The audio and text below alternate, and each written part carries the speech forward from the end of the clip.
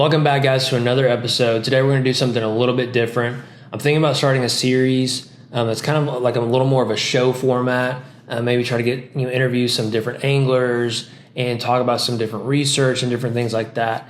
If you guys watch this video all the way through, please let me know down in the comments if you guys like this kind of format or if you would prefer me to go back on the boat in front of the skeeter and do some of the how-to.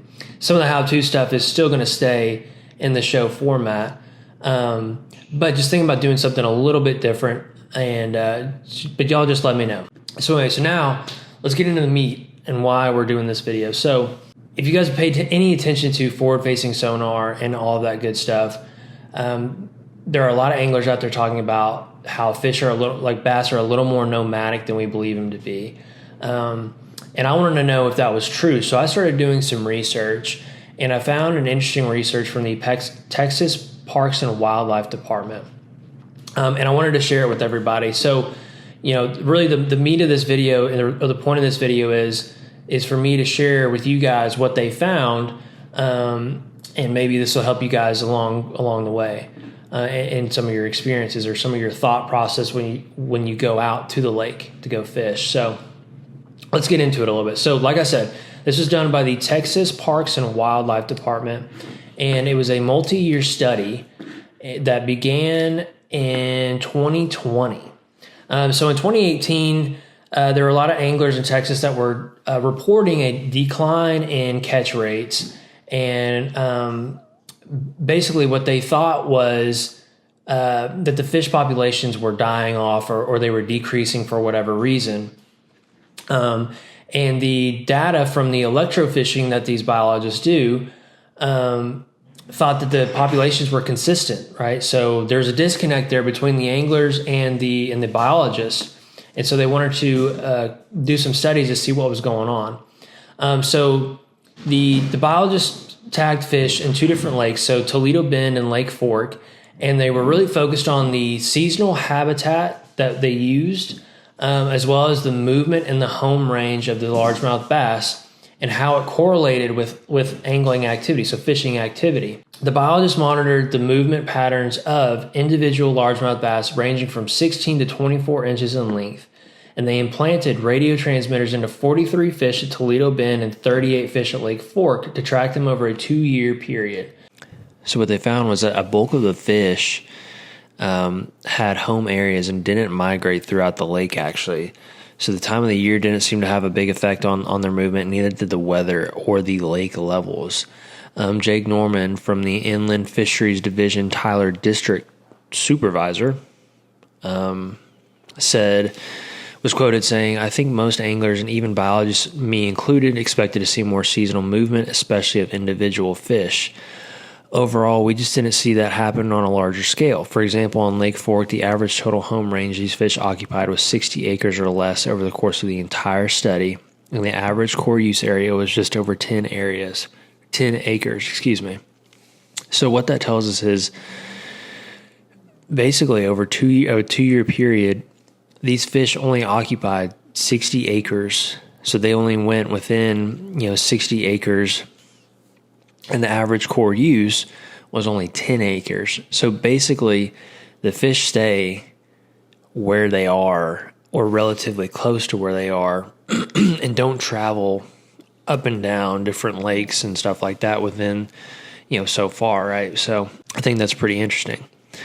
Mr. Norman was also quoted as saying that there wasn't a large movement of fish back and forth from the bank to offshore structure. And he said it highlights that some fish just like to stay in shallow areas and some just like to be more offshore. The fish movement appeared to be the same throughout all 4 seasons and stable the whole year without a lot of seasonal movement. With all that being said, they also found that 59% of all the relocated fish reacted to boat noise in some capacity. And Norman added that the fish size was relevant, and it was a relevant indicator for how likely they were to react. They found that the fish over 20 inches were more likely to react to boat noise.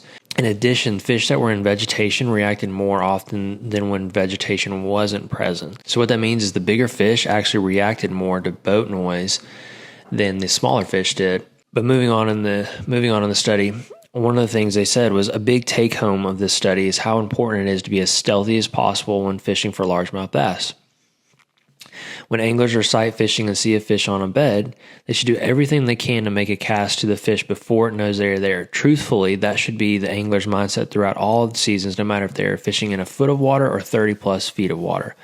Doing everything you can to be as stealthy as possible will increase your chances of catching the fish you are targeting. The study says overall, when it comes to locations, the traditional target spots prove to be the best when angling for largemouth bass. So basically, the traditional spots that they're talking about are places like drops, points, creeks, and other habitat structure. Basically where you typically look to go and target bass, those are the areas that they are utilizing, and those are the areas that you need to be fishing on.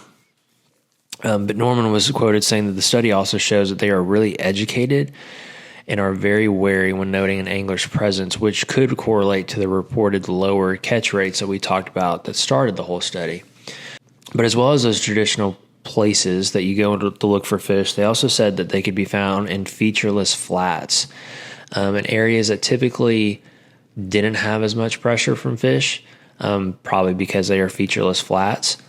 But in those areas, they were more spread out and they were less concentrated, and therefore they were probably harder to catch if you were to try to go catch them. And then at the end of the study, they kind of talk about what can fishery managers do and how they can use this study to either install, habitats and how they can enhance it and all that stuff.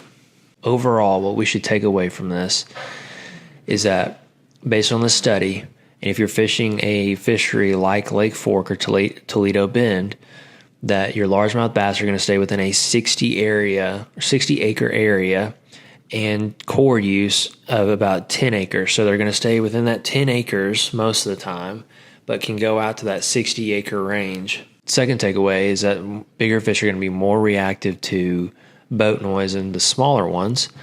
And the third takeaway is that this study proved that the traditional spots that we like to go fish as anglers do produce most fish.